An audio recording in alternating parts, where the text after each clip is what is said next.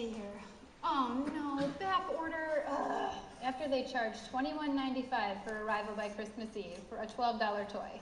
I thought online shopping would be less stressful than going to the mall. Okay, break time. www.facebook.com.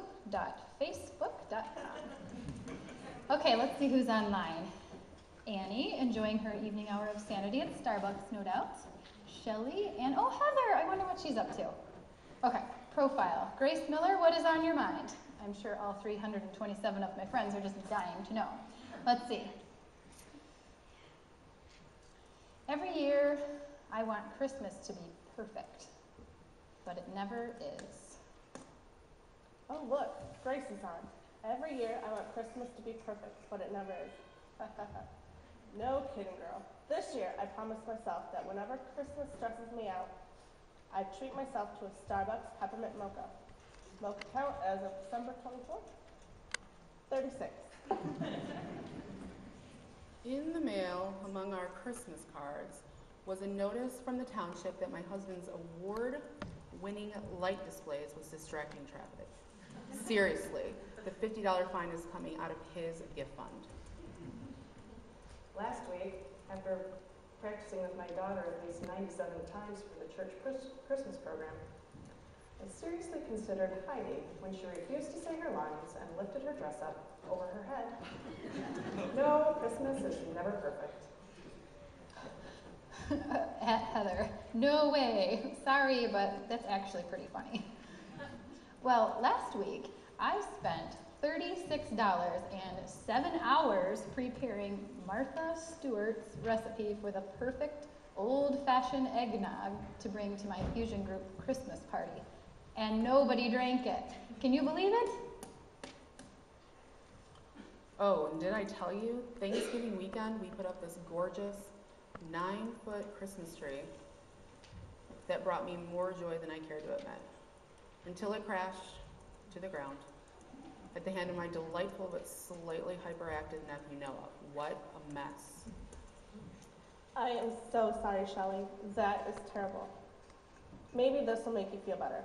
I signed, addressed, and stamped all 122 of my Christmas cards early this year. Yay me. And then discovered that, yep, I was wearing 2 different colored shoes in the family picture. Can you believe it? One shiny black shoe, one dull brown shoe. Seriously, could no one tell me before the picture was taken? LOL. Thought I'd add my Christmas catastrophe for 2010.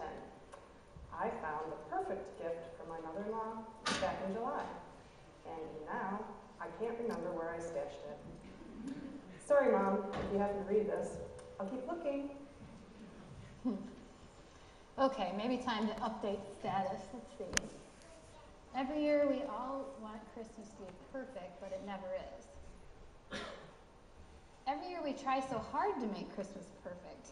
Why do we work so hard? Or are we just afraid that if we don't get everything right, Christmas will be a failure? Are we afraid that if the kids don't get the perfect gift, or the decorations don't set the perfect mood, or that Christmas dinner isn't the perfect meal, that somehow will ruin Christmas? I don't know. Could all this hustle and bustle just be a symptom that we think everything depends on us, and that we're afraid we're just not going to get it all right? Oh, sorry, kind of weighty there. I just can't help but wonder, what are we so afraid of?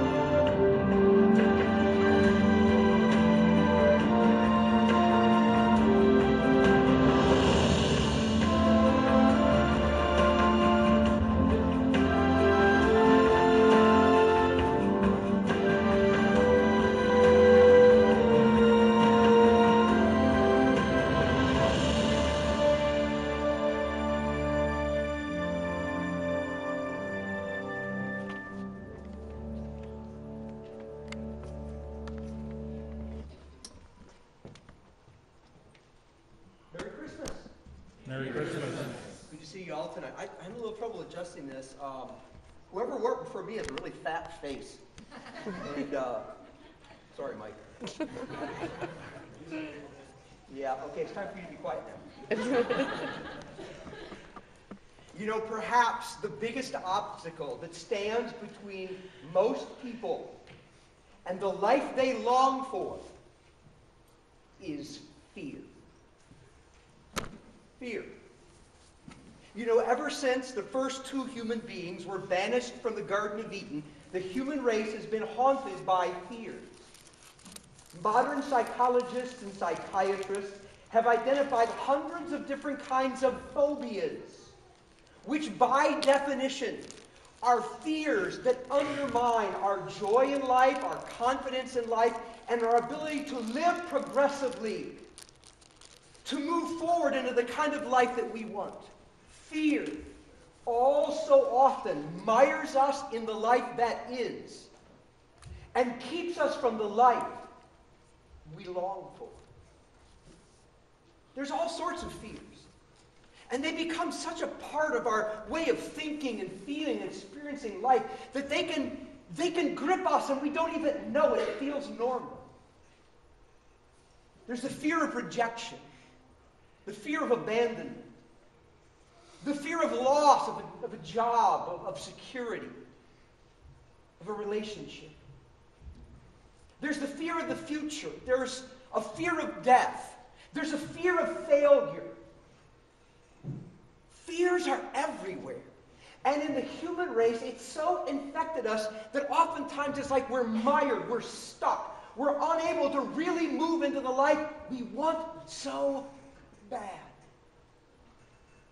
I find it interesting that it's against this very backdrop of human fear that the Christmas story is told. On the very night that Jesus Christ arrived on this planet, an angelic army was dispatched by God to deliver a message to a band of shepherds that were pulling down the night shift. And God was not only about to announce the arrival of his Son, the Savior, but he was also breaking 400 years of silence. It had been 400 years since God had spoken. 400 years since a prophet had arisen. 400 years since an angel came with a divine message. 400 years. And the very first words that God chose to say on this occasion are, "Do not be afraid."